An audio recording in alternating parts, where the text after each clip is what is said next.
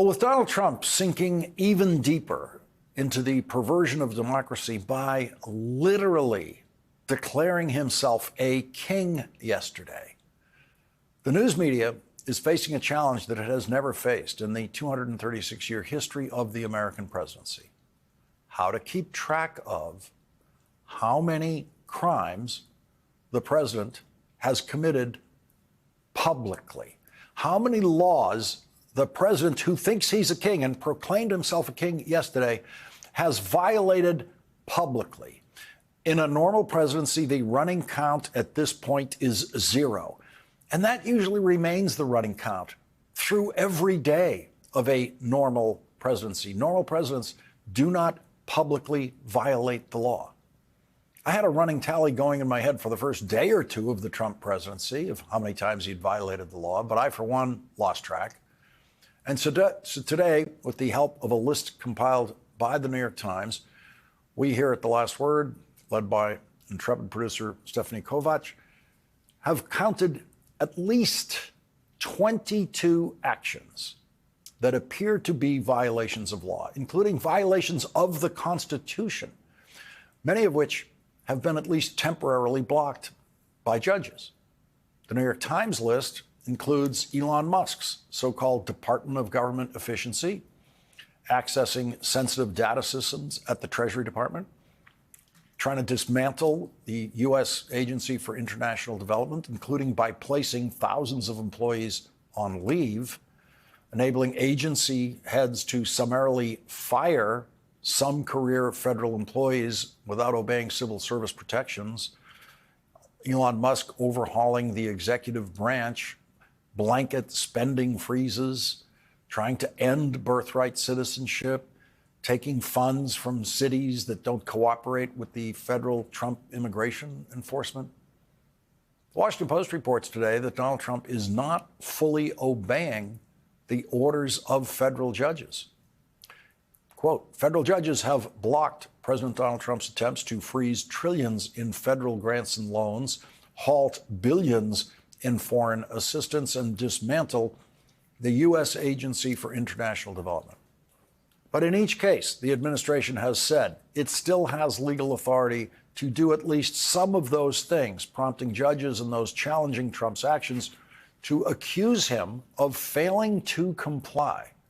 Legal experts said the administration's aggressive maneuvers have approached the red line of openly flouting court orders as Trump and his top aides and advisors assert vast presidential powers.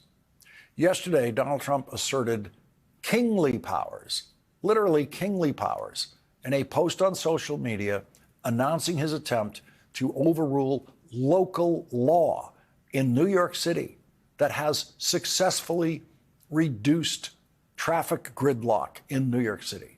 Donald Trump said congestion pricing is dead in Manhattan. All of New York is saved. Long live the king! Exclamation point. President Donald J. Trump.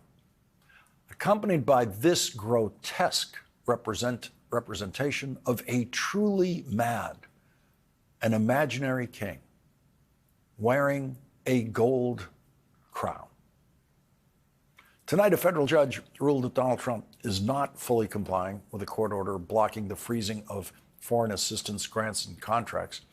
The temporary restraining order was issued last week by Judge Amir Ali. Judge Ali ruled, quote, the blanket suspension of congressionally appropriated foreign aid pending a review had and would continue to cause irreparable harm, and that the blanket suspension was likely arbitrary, capricious, and under the Administrative Procedure Act. Donald Trump said last week in the Oval Office that he intends to obey rulings by judges, but so far some judges don't think he's doing that. And into this lawlessness tonight steps the first FBI director in history whose Senate confirmation was publicly protested by United States senators. When left to his own devices, Kash Patel has proven himself to be a wildly vindictive partisan. When around Donald Trump, Kash Patel has proved himself to be a sycophantic suck-up. Kash Patel, mark my words, will cause evil in this building behind us, and Republicans who vote for him will rue that day. That was Rhode Island Senator Sheldon Whitehouse, who last night on this program coined the term Trump-servience to describe the breathtaking weakness of Republican United States senators.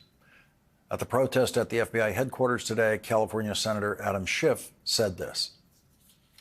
In the first Trump administration, as we are seeing in the second, you rise to the level of your sycophancy, and no one is a bigger or more dangerous sycophant than Kash Patel.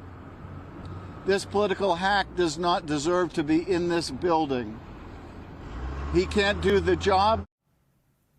Only 2 Republican senators voted against the confirmation of someone who, before Donald Trump, would have won the votes of 0 senators from either party for FBI director or any other federal position.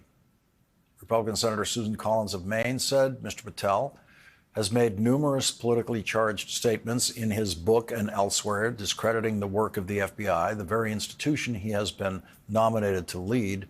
These statements, in conjunction with the questionnaire sent to thousands of FBI employees, cast doubt on Mr. Patel's ability to advance the FBI's law enforcement mission in a way that is free from the appearance of political motivation. Here's what Donald Trump's FBI director said he would do on the first day at FBI headquarters. The FBI's footprint has gotten so freaking big, and the biggest problem the FBI has come out of its intel shops.